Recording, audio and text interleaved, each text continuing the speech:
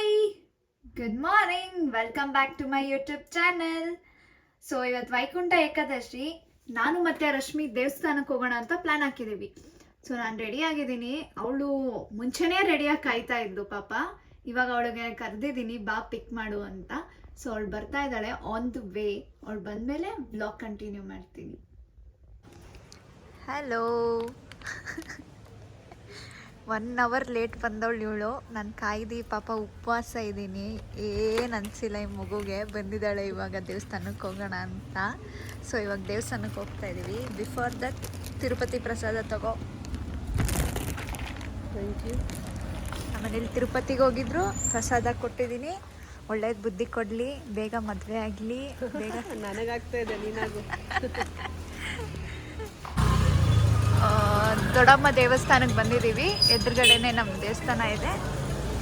ದೊಡ್ಡಮ್ಮ ದೇವಸ್ಥಾನ ರಿನೋವೇಷನ್ ನಡೀತಾ ಇದೆ. ಸೊ ಟೆಂಪಲ್ಗೆ ಬಂದಿದ್ದೀವಿ ಇವಾಗ.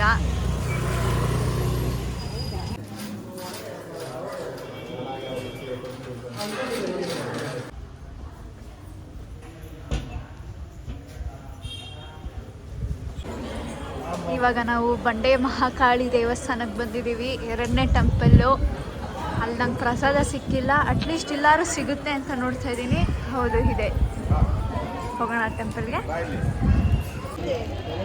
ದೇವಸ್ಥಾನಕ್ಕೆ ಬಂದ್ವಿ, ಒಳ್ಳೆ ದರ್ಶನ ಆಯಿತು. 2 ಪ್ರಸಾದ ಸಿಕ್ತು ನನಗೆ. ಸಿಕ್ಕಿದಲ್ಲ, ಕೇಳಿಸ್ಕೊಂಡಿದ್ದು. ಬೆಳಗ್ಗೆಯಿಂದ ಉಪವಾಸ ಇದ್ದೀನಿ.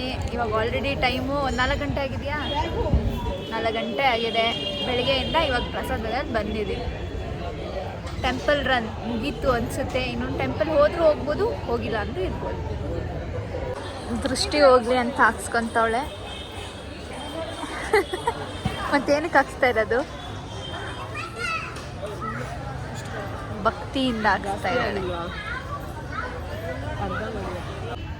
ದೇವಸ್ಥಾನಕ್ಕೆ ಹೋದ್ವಿ, ಮುಗೀತು. ಇವಾಗ ಇಬ್ಬರು ಬ್ಯಾಂಡ್ ಹಾಕ್ಸ್ಕೊಂಡಿದ್ದೀವಿ. ತೋರ್ಸು.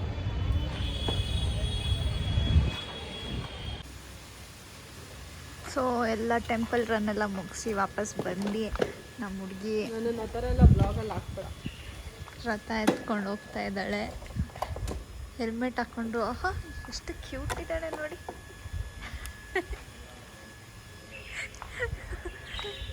ಇದೆಲ್ಲ ಕಟ್ ಮಾಡಿಬಿಡ್ತೀನಿ ಬಿಡು.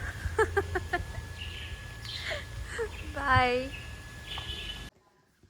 ದೇವಸ್ಥಾನಕ್ಕೆ ಹೋಗಿ ಪ್ರಸಾದ ತಿಂದು ದೇವ್ರ ದರ್ಶನ ಸಖತ್ತಾಗಿ ಎಲ್ಲ ಬಂದ್ವಿ.